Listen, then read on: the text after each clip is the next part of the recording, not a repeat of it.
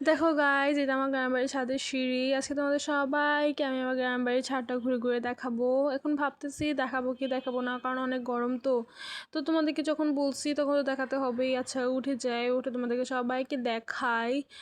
এত বেশি গরম পড়ছে, উঠতেও ভয় লাগে। এই যে দেখো কত সুন্দর সবুজ চারদিক, তাই না?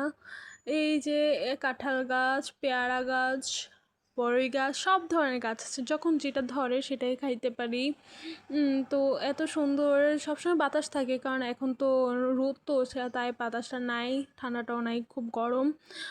এখন আরেকটা জিনিস আছে যেটা অনেক সুন্দর, এই যে দেখো এটা নিচে চলে আসলাম, এটা নিচে সবসময় কিন্তু ঠান্ডা থাকে, কিন্তু আজকে একটু গরম, কারণ রোদটা বেশি, তো সেই জন্য গরমটা একটু বেশি।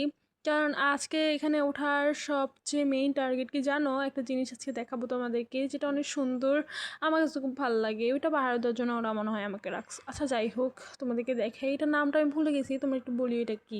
এই যে দেখো এটার নামটা আসলে কি আমি ভুলে গেছি, তোমরা একটু বলিও তো এটার নাম কি।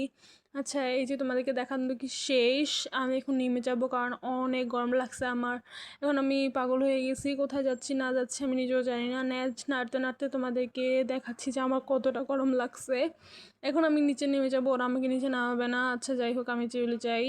এই যে এখন সিঁড়িটাই তো খুঁজে পাচ্ছি না, ধুর কই যে যায়। আছে এখানে একটু ঠান্ডা আছে, এখানে একটু শুইতে হবে, কারণ আমার অবস্থা খুবই বাজে, খুবই বাজে।